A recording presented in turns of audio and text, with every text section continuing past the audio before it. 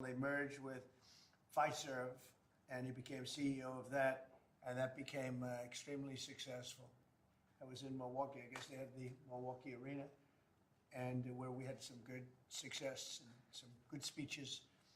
But he's a really legendary guy, and he wanted to do this. I mean, he just wanted to straighten out Social Security because he loves our country.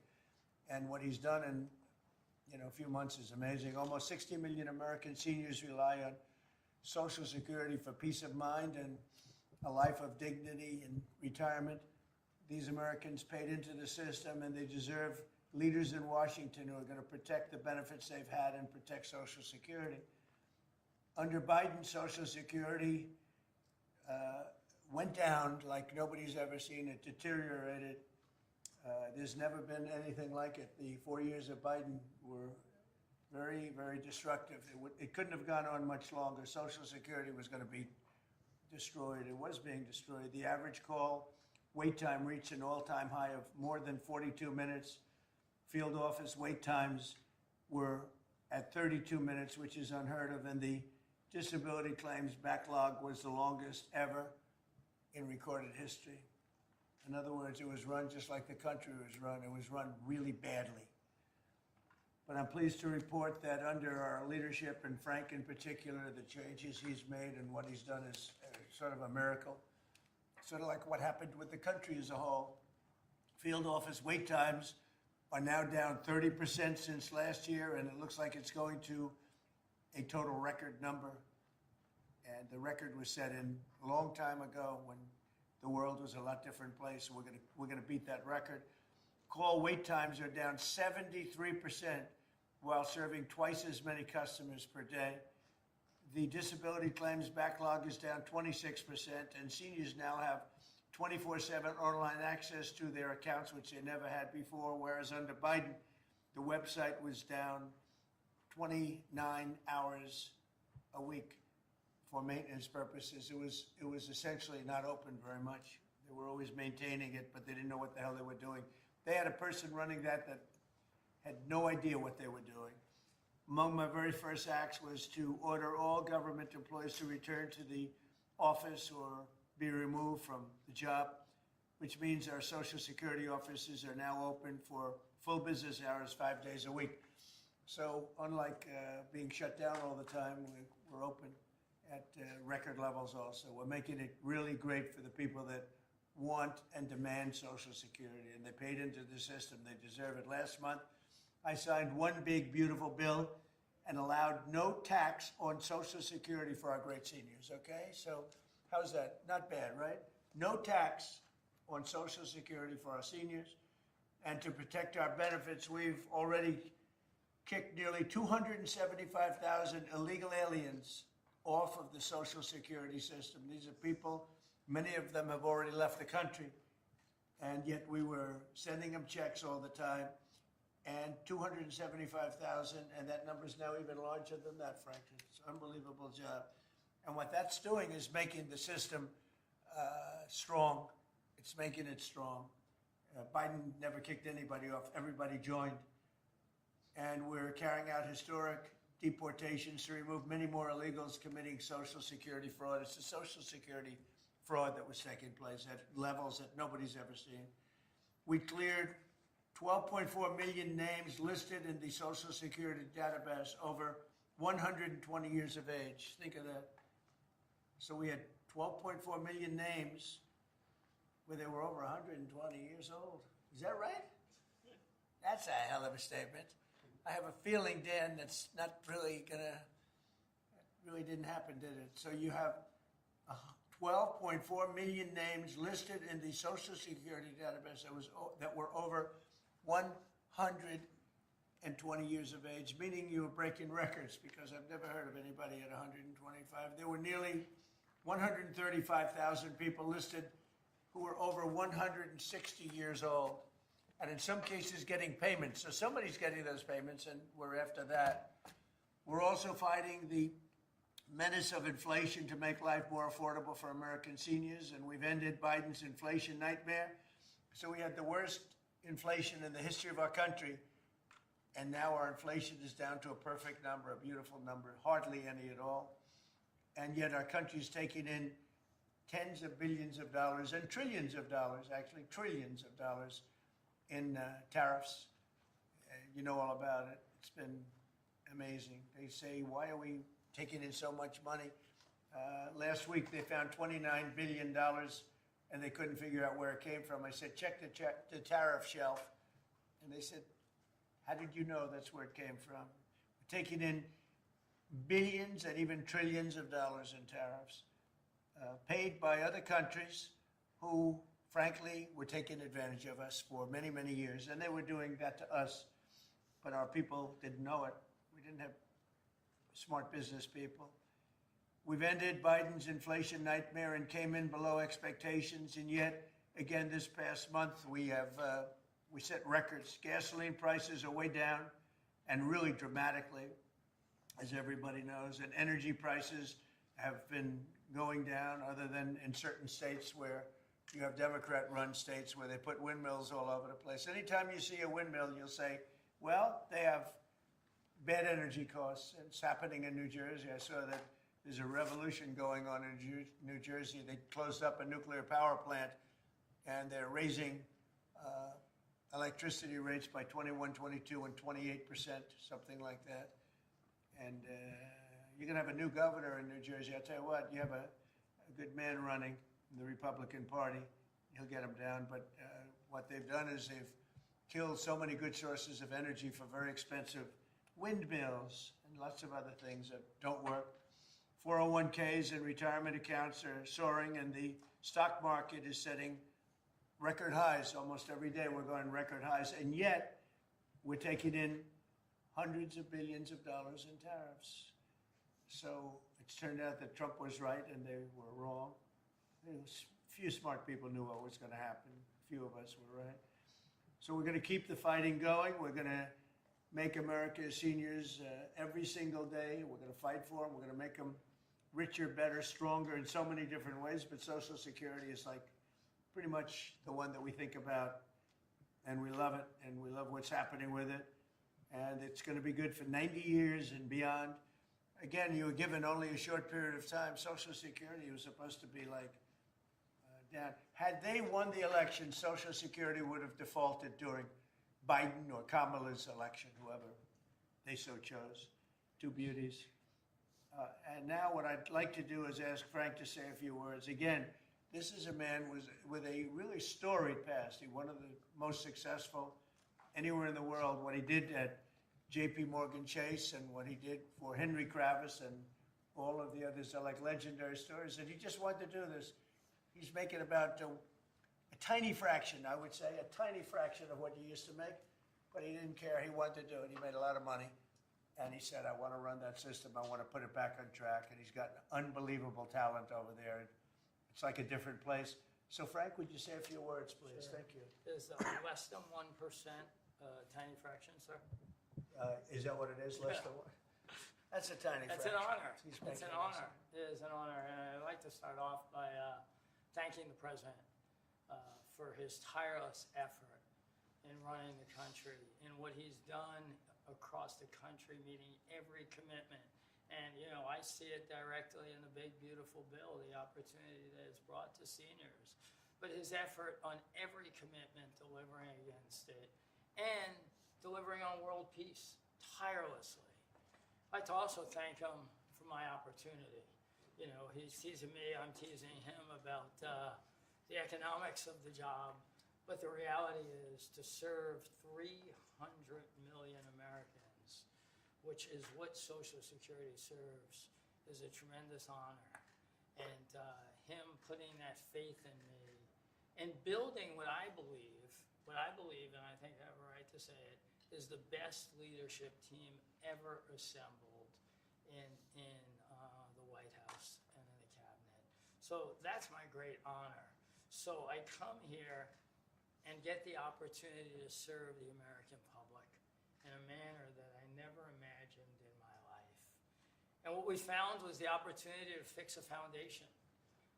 The reality is people talk about 72 beneficiaries. I talk about over 300 million Americans with a Social Security number that we must protect through the system.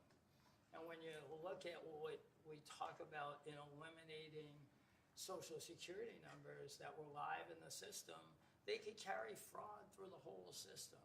So the first thing was root out fraud, waste, and abuse. But while doing it, the best way to be more efficient is provide more accurate payments and better service. And you heard the numbers. I think the most staggering number is that we had a website that was down 29 hours. This will be a digital-first agency. And we are building my SSA accounts. That's the digital account. And we have a bold goal of 200 million Americans to have a digital SSA account by the end of next year. It will happen. Just like we had a bold goal of single-digit wait time on the calls when they were at 40 minutes. And we did that. This is my 100th day. We did that within 90 days, right? Get the web up and running, bring technology to our field offices, use digital presence to answer and serve the American public. That's the job. When we do all that, then we'll really know the answer to if we have a hole, right? I was presenting my second week on the job with $18 billion in errors by the Inspector General. It was public. In less than a month, we solved 9 billion of it. So that's the type of swift action we can take, right?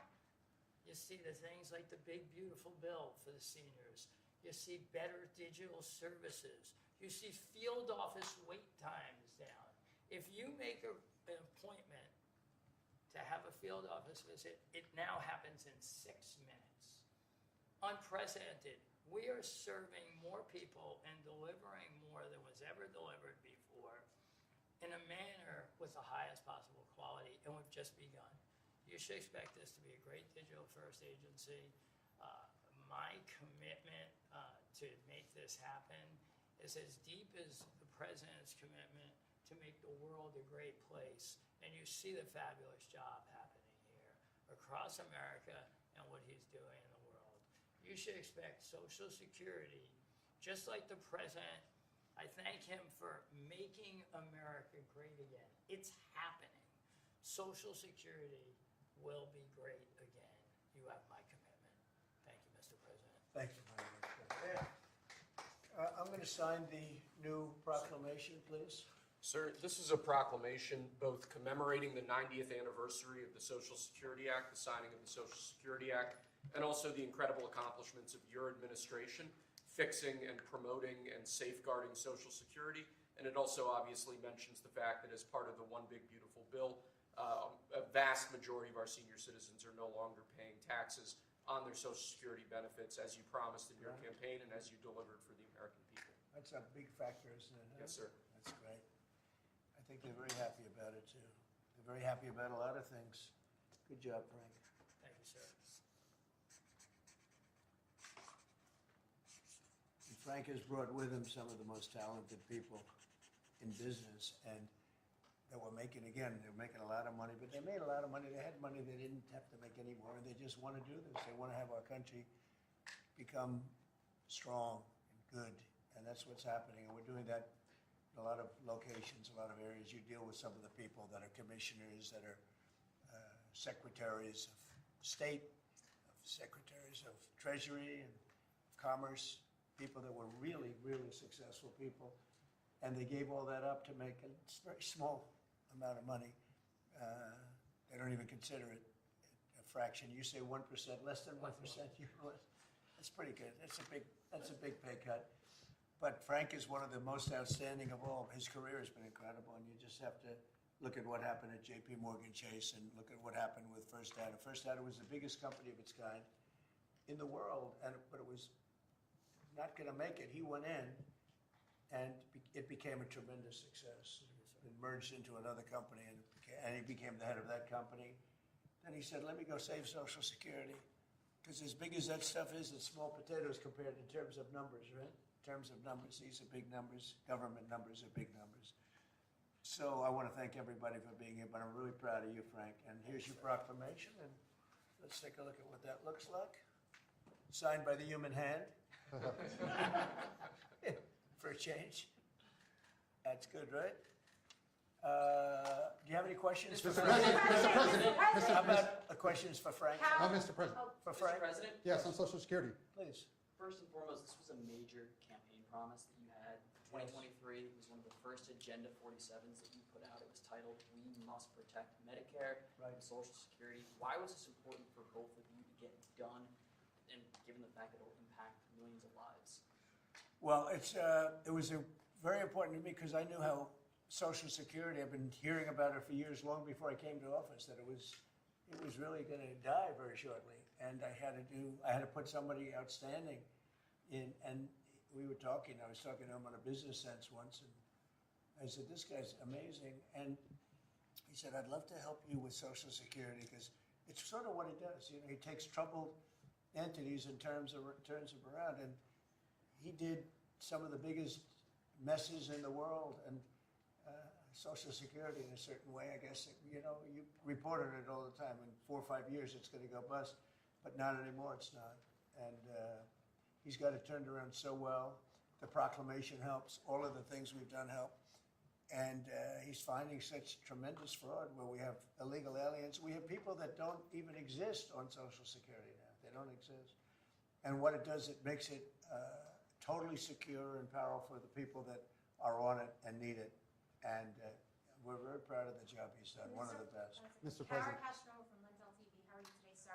Democrats like Bernie Sanders and Elizabeth Warren continue to peddle the lie and the claim that you're trying to cut Social Security despite your repeated promises to protect it. Why do you think they keep pushing this misinformation and literally terrorizing the elderly in America that sadly keep watching the very misleading mainstream media? I love your question. I should have called you almost first, but I love his questions also, always. But it's such a good question. It's so vicious what they do. Elizabeth Warren said she was an Indian. We call her Pocahontas. She's a liar. She lied her whole career. Based on the fact that she was an Indian, she was able to get into certain colleges, get certain jobs, get into certain universities to work there. She's a liar and a mean person. She's a nut job. I watched her the other night. She's all hopped up endorsing a communist in New York City.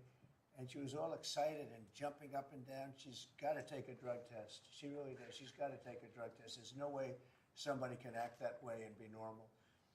What she's done to our financial institutions, she destroys people. You know that you had a lot of great banks in the Midwest and banks that loaned to farmers and others, and they went out of business. She put them out of business. Stone cold mean.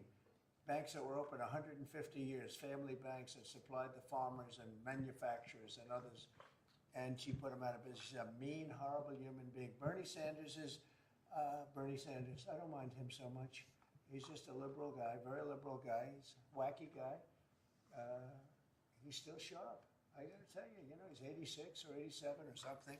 He's still sharp. You compare that to Joe Biden, it's, you know, sort of what happened. So I don't mind Bernie Sanders. With him, you know what you're getting. You're getting a guy, he's a nasty guy, but he's somebody that,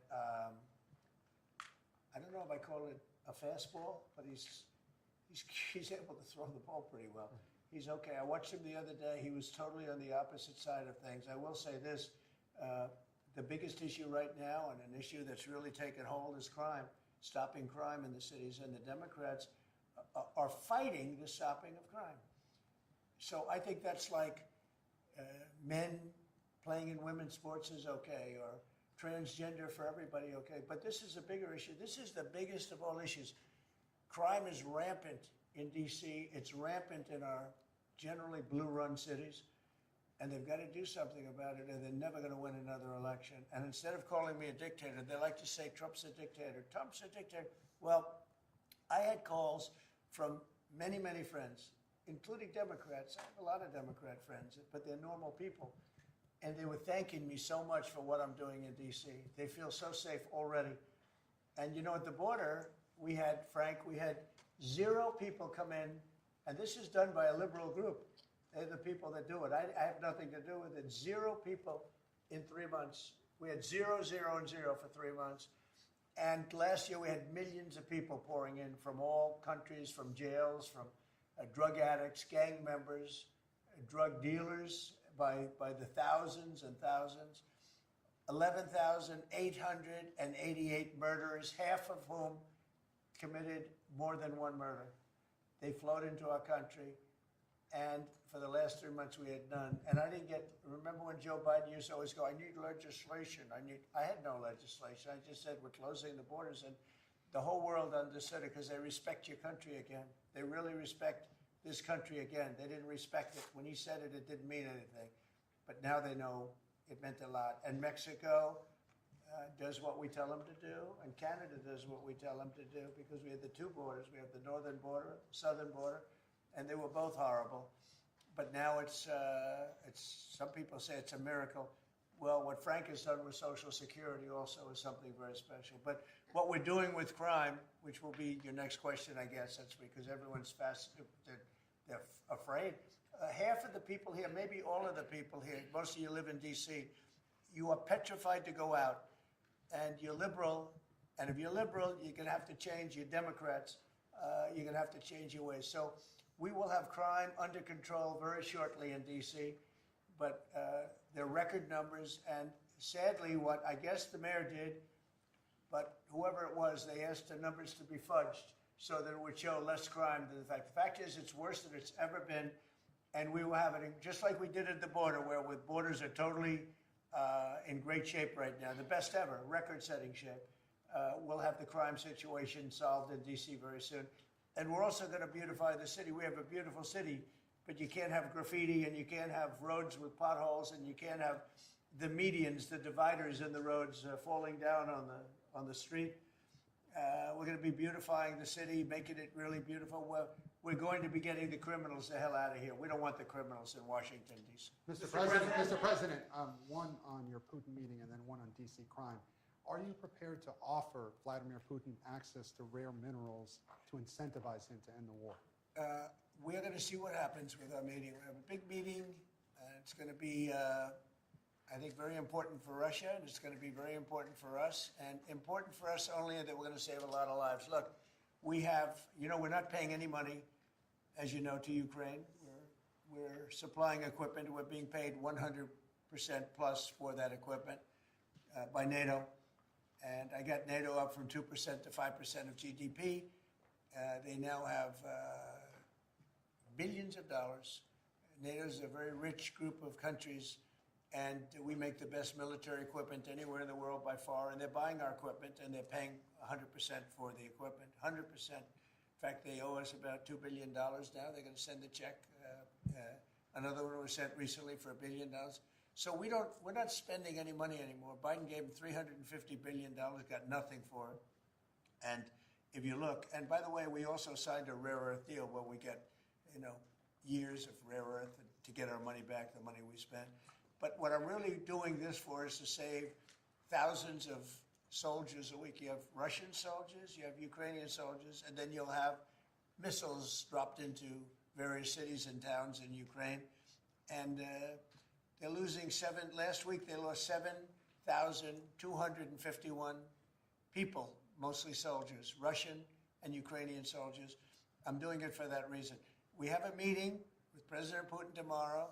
I think it's going to be a good meeting, but the more important meeting will be the second meeting that we're having. We're going to have a meeting with President Putin, President Zelensky, myself, and maybe we'll bring some of the European leaders along, maybe not.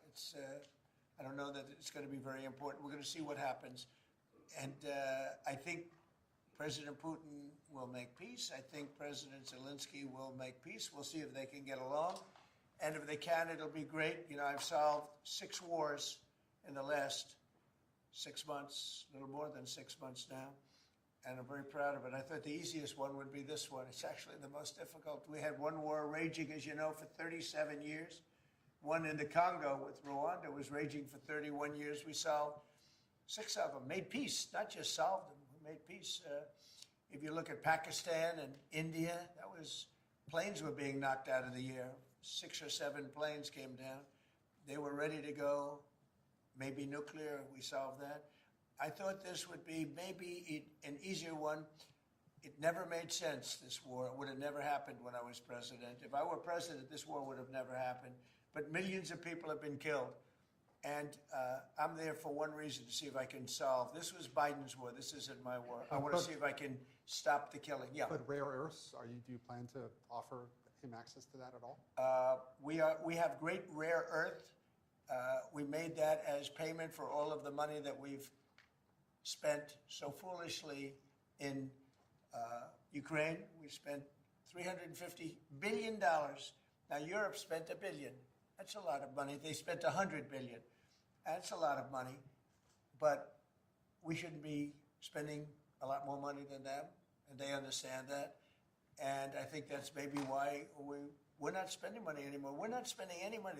They're paying us for everything. So people are shocked when they hear it. They don't even understand. They don't even write about it. But we're not spending money. But we are spending a lot of time trying to get the war solved. If we can get the war solved, we'll be very happy. As far as rare earth, that's very unimportant relative. I'm trying to save lives. And on DC crime, sir, on DC crime. Do you have a message for the Democrat lawmakers like Nancy Pelosi or media who are saying, after living here for many years, that there is no crime and you're trying to start a new news cycle or It's something another like that? reason why the Democrats lost the election in a landslide. They lie. It's just lie. Look, the crime is very bad. I think they'd be much better off saying, we want to help President Trump with the crime because it's an epidemic. It's a tragic situation. It's the worst it's ever been. And we want to help President Trump with the crime, as opposed to, he's a dictator. He's a dictator. People are so happy to see our military going into D.C. and getting these thugs out. As you know, we arrested a lot of people yesterday. We arrested a lot of people today. We're getting people that have arrest records that you wouldn't believe. 28 arrests, 15 arrests, brutal, brutal people. And we're going to have to do something about this cashless bail, because people shoot somebody, they kill somebody, and they're out on the street in less than an hour. Now, that's when it's all started, in New York, in Chicago, Los Angeles. You take a look. If we didn't go to Los Angeles to help this incompetent governor and a mayor that doesn't know what the hell she's doing, if we didn't go to Los Angeles, you wouldn't have a big part of it burned down. The other part of it would have burned down too. You would have not had, I don't think you would have been able to have the Olympics. We have the Olympics. I have a lot at stake with that, because I'm the one that got the Olympics. I got it in my first term. And I was saddened because I got it for what would be my third term, okay, which turned out to be second term. And the Olympics, it's a great honor, but I felt badly because I said I won't be president when the Olympics came. Well, through circumstance, I am president. I want to make sure the Olympics is great, the World Cup is great, and the 250, maybe the most important of all, is the 250-year celebration is great. So what's happening is we will work very hard. You would not have had, I don't believe that if I didn't send in the troops, I don't think you would have had Los Angeles in condition to have the Olympics. I think you would have had to tell them, I'm sorry, you're going to have to go someplace else. And if you look at the police commissioner or the sheriff, he said, we really needed them. Thank God they were here. We really needed them. That was the first 2 or 3 days. After we solved their problems, then he said, well, I think we could have maybe done it. No, he was told what to say. He said, you go back to your files and see what he said. He said, thank goodness they came. If I didn't go and put our military there, or National Guard in that case, and we'll go military if we have to, but the National Guard went there. They were very effective. If we didn't do that, I don't think you would have had the Olympics in Los Angeles. The place would have been just like the 25,000 houses that burned down, where, by the way, the governor ought to focus on getting their permits. You know, the federal permits are given. Those are the hard ones, and they were given a long time ago. People can't rebuild their house because they can't get permits from the state and the city, and they ought to focus on that because it's very upsetting. I went there right after the fires. I walked the streets, and I met a lot of great people. They want to rebuild their homes. We took care of it from the federal standpoint, but they're not taking care of it from the city, the mayor, and the governor. They're not getting their permits. They can't build their houses. Mr. President, on DC crime. Go ahead, please. Mr. President, thank you. Do you think this summit and the incentives for peace you are putting on the table could end up rewarding Putin for his invasion of Ukraine? And what kind of signal do you think that could potentially send to other aggressors? No, I don't think it's a reward. I think that what we have is a situation that should never have started, It didn't start under me, and for 4 years it wasn't even discussed. And I could see it was going to happen after I left. I could see what was happening. Everything that we did was wrong. Everything that was done was wrong. Everybody's to blame. Putin's to blame. They're all to blame. This is a war that would have never happened. Mr. President, on DC crime, sir. The other question on LA, Mr. President, earlier today, the Washington DC police chief issued an executive order allowing Metropolitan police officers conducting traffic stops to notify federal immigration and customs enforcement about undocumented immigrants that they encounter. Yet the city has a long-standing pro-immigration policy, including allowing non-citizens to vote in local Which elections is ridiculous. and limiting cooperation with federal immigration agencies. Right. Did your administration pressure the DC police chief to review and repeal these policies? And will you require other cities to roll back similar policies to avoid possible federal takeover of local law Yeah, so enforcement? what you're saying is that it was a very positive thing. When they stop people, they find they're illegal, they report them, they give them to us, etc. That's a very positive thing. I have heard that. It just happened. That's a great step. That's a great step if they're doing that. Yeah, I think that's going to happen all over the country. We want to stop crime. I think if the Democrats aren't strong on this issue, they won't be able to. I think this is a bigger issue than all of the other ridiculous things that they like open borders. Well, open borders is bad. Open borders has caused a lot of this problem, allowing millions and millions. I think 24 million people were allowed to come into our country. Many of these people from prisons, from jails, from mental institutions. This was the Biden policy. And I don't believe it was him. He was never there before. It was the people that encircled this very beautiful desk, the Resolute desk. Radical left lunatics who were smart, but radical left. And I'm very happy to hear what you just said, because I've heard that. And Mr. President, on LA, if I may, the mother of a 15-year-old California boy was briefly detained at gunpoint in a case of mistaken identity. The LAUSD superintendent says that surveillance video shows armed agents wearing police and border patrol insignia. Given the National Guard, the Border Control, ICE agents, they're not trained in local policing. What specific steps are you taking to ensure that young people are not put in harm's way with these types of operations? Yeah, what they are trained in is common sense, and they're very tough people. And they have great common sense, and they are highly trained. I heard the mayor of LA was saying, oh, they're not trained this way. I heard this character from, where was he from? They talk about him as a candidate. He's got no chance. The governor of Maryland, I watched him this morning saying that the governor of Maryland, yeah, they say maybe he'll be a president. He's not presidential timber at all. But I heard him today talking about how the National Guard or the military is not trained in police, but they're trained in common sense, and they're trained in not allowing people to burn down buildings and bomb buildings and shoot people and all of the things. They've done a great job. Again, if we didn't send them, and very importantly, if we didn't send them into Los Angeles, the rest of Los Angeles would have been burned down to the ground. When you look at Minnesota, Minneapolis, I sent them into Minneapolis because the governor wouldn't make the call. If I didn't do that, you wouldn't have a Minneapolis. It wouldn't be, I don't think it would be existent today. You remember the famous scene burning over the CNN anchor's shoulder. He said, everything seems to be very peaceful. And behind him, the whole city's burning down. So you had the whack job governor who ran for vice president and made a fool out of himself. You would have had, I saved that city, I'll tell you, I saved that city. So the bottom line is these are very tough people that are trained in a thing called common sense, and they're also trained in doing what we're talking about right now. And you watch crime stop, but you wouldn't have Los Angeles.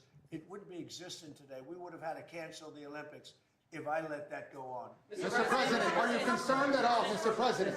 Will you pressure Israel to allow journalists into Gaza to cover the humanitarian efforts the U.S. is pursuing? And I'd like to see that happen, sure. would you pressure? I would like to Netanyahu? see it happen. I would be very fine with journalists going in. It's a very dangerous position to be in, as you know, if you're a journalist. But I would like to see it. And on tariffs, Brazil, Mexico, and America are getting closer to China, and they say it's partly because of the tariffs you're imposing those countries. Are you concerned them getting closer to China? No, not at all. I'm not You- concerned at all. They can do what they want. None of them are doing very well. And what we're doing in terms of economics, we're blowing everyone away, including China. We're doing better than any other country in the world right now. Brazil has been a horrible trading partner in terms of tariffs. As you know, they charge us tremendous tariffs, far, far more than we were charging them. We weren't charging anything, essentially. And Brazil has some very bad laws happening where they took a president and they put him in jail, or they're trying to jail him. And I happen to know the man, and I will tell you, I'm pretty good at people. I think he's an honest man. I think what they've done, this is this is really a political execution that they're trying to do with Bolsonaro. I think that's terrible. But they also treated us very badly as trading partners for many, many years. One of the worst countries on earth for that. They charged tremendous tariffs, and they made it very difficult to do anything. So now they're being charged 50% tariffs, and they're not happy, but that's the way it goes. Mr. President, on DC crime, sir, on DC crime, are you concerned at all that some federal officers that are helping DC police might be being pulled away from other high priority assignments? Like they'd be what? doing? Like what? Terrorism, for example. Oh, really? Terrorism? They'll stop terrorism as part of what they're doing right now. No. The soldiers that we have, first of all, we have plenty of them, long beyond what you have here. We're just using a very small force. In Washington, D.C., they have thousands of police. They have a lot of police, but the police weren't allowed to do their job. We have a lot of great ones, and you have some that weren't so good, to be honest, but they weren't allowed to do their job. But now they are allowed to do their job, and essentially it's only 2 days, but you look at the numbers already, they're dropping. And no, they're not being pulled off for anything. Mr. Mr. President, as you on know, Tulsi there were some Gabbard- very concerning reports about crime statistics. Police are manipulating crime data to downplay crime in D.C. Will the administration release its own crime statistics to counter their Yeah. misinformation? And will those individuals who are intentionally misrepresenting crime data and fudging the books, like you said, be penalized for endangering the public? They are under investigation right now. They are giving us phony crime stats, just like they gave other stats in the financial world, but they're phony crime stats. And Washington, D.C. is at its worst point, and it will soon be at its best point. You're going to have a very safe, you're going to have a crime-free city. I mean, I say that. You're going to have virtually a crime-free city. And these are strong men, but the criminals are strong men and women, but they're strong men. And these are people that don't play games. We're not playing games. These are criminals we're dealing with. And they treated people. They took one of the people that worked for us the other day. You saw the beating, the pounding, 10 against 1. And they pounded the hell out of him. He's lucky to be alive. He's barely, almost killed. And we're not going to have that happening, please. Mr. Tulsi Gabbard declassified more documents last night related to the Russiagate Good. hoax. She's doing a great job, by the way. That was another fake story. I'm very happy with the job she's doing. That's right. They declassified some terrible documents talking about Democrats and what they did. Yeah. Radical left lunatics. It showed that then DNI James Clapper sent out emails to IC officials saying that it would be a team sport to push them to debunk a 2017 ICA report and that it might lead them to compromise on their normal modalities. What's your reaction to the latest declassification? And in your view, sir, what does real accountability look like for the players? It's involved? incredible what we're finding. Absolute proof of guilt. And we'll see what happens. But Clapper and Comey and that whole group of criminals, they're criminals. And they made it very tough. They did the fake Russia witch hunt that lasted for 2 years. And I got totally exonerated. There was no doubt about it. They should have done it in 1 day, not 2 years. But it was a whole scheme to try and demean Trump so that I couldn't win an election. That is a criminal group of people. They're sick people, and they're criminals, and they should be taken care of. Mr. President, Does Putin have a strong hand tomorrow? Well, he came to our country, and I heard CNN fake news talking about that was a big win for him.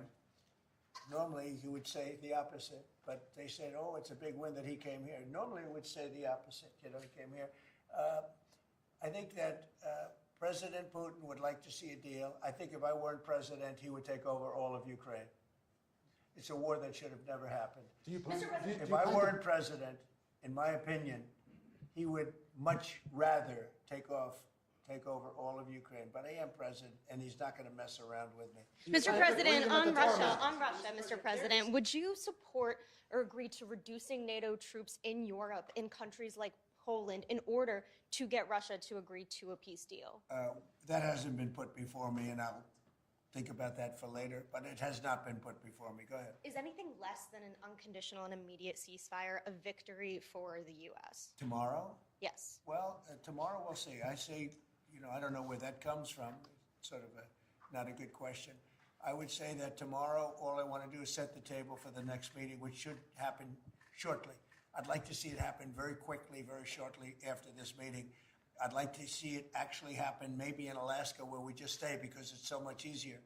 But I think that it's going to be very interesting. We're going to find out where everybody stands, and I'll know within the first 2 minutes, 3 minutes, 4 minutes, or 5 minutes, like we tend to find out whether or not we're going to have a good meeting or a bad meeting. And if it's a bad meeting, it'll end very quickly. And if it's a good meeting, we're going to end up getting peace in the pretty near future. Okay? How about one more? Mr. President, you might agree, Putin. Thank you, Mr. President. On the Smithsonian, I know that your administration is seeking to weed out a lot of this left-wing spin that's in the museums, but we're seeing from people like Brian Stelter or other commentators that they're insinuating that you are trying to change history according to your narrative. What's your response to that, and is there anything you particularly like to Well, take we a look want at? the museums to treat our country fairly. We want the museums to talk about the history of our country in a fair manner, not in a woke manner or in a racist manner, which is what many of them, not all of them, but many of them are doing. Our museums have an obligation to represent what happened in our country over the years, good and bad, but what happened over the years in an accurate way. Thank you very much, everybody. Thank you, Mr. President. Mr. President, did you see the video of the sandwich? Did you see the video of the sandwich thrown at the officer? You didn't? What'd you think of that? Thank you very much. Thank you, Mr. President.